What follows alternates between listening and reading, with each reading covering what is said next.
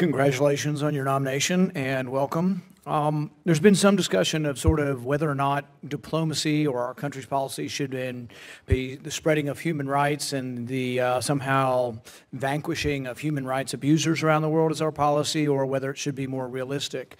There have been many voices saying, well, really needs to be the preeminent part of our foreign policy to vanquish those who are human rights abusers.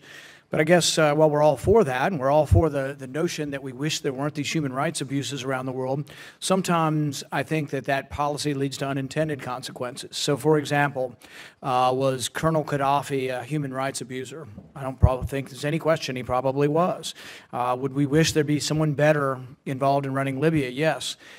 But after his negotiating away his nuclear weapons, there are some ramifications that we're still living with. The West toppled him anyway. The message that sent to North Korea and the message that sent to Iran was, you know what, if you get rid of your nuclear weapons, you may well be toppled by the West. And so I guess my question to you is, in balancing sort of the realism of how the world is and how we see it with human rights, would you say that there were unintended consequences of toppling Gaddafi in Libya?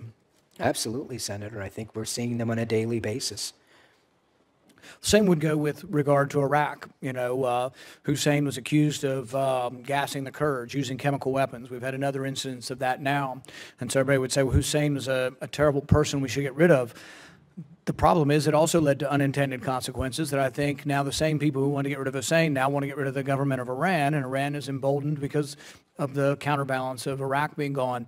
So to every action there is a reaction, an unintended one. And I think that it's important that we have people involved in the State Department who understand that your job, as I see it, is diplomacy, not war. Now, it doesn't say we don't have military might and that we don't have the expression of that and the potential threat of that, but we've got plenty of voices for that. My hope is that yours will be a voice for diplomacy and that you recognize that is your role, or the job description, or part of it other than the management of the State Department, is that the State Department in general is supposed to be about diplomacy. And if you could comment on sort of the role of the State Department in diplomacy in general terms, I'd appreciate it.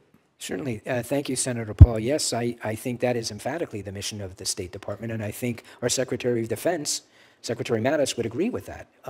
And I was originally nominated to work for Secretary Mattis at the Defense Department. I have a fundamentally different job at the State Department, fundamentally different mission, which I'm committed to.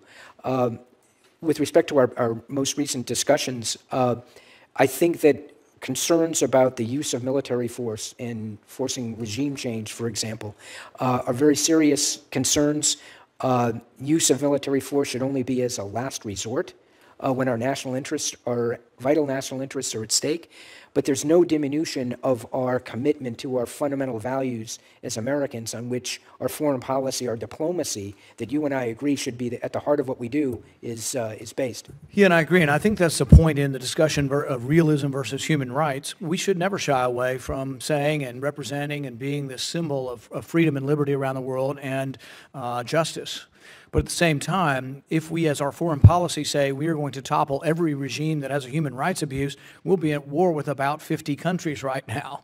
And the unintended consequences, one, of bankrupting the country, but two, of getting us involved in wars for which we have no answer and there is no end, would be interminable. So I think the overall debate on realism, and many have tried to sort of cast aspersions on Tillerson's comments, but I think he was recognizing that there is a balance. We never give up on what we stand for and that we are this shining light as a free nation, but we also don't need to be naive enough that we think that we are somehow the descendants of Wilsonian, let's make the world safe for democracy. If we're unwilling to look at the ramifications of our involvement around the world, and particularly getting involved in another war in Yemen, whether it will be better or worse for us, I have cautioned that in Yemen, I have a fear that we get involved in a war that both sides are beaten down and Al-Qaeda shows up the same way ISIS showed up in Syria, ready to pick up the pieces of the chaos there. And that if we don't think that through in advance and don't think that there got to be a diplomatic arm to our government, that we're making a big mistake. But I wish you well, and I hope you will be one of the sane voices for diplomacy. Thank you, Senator.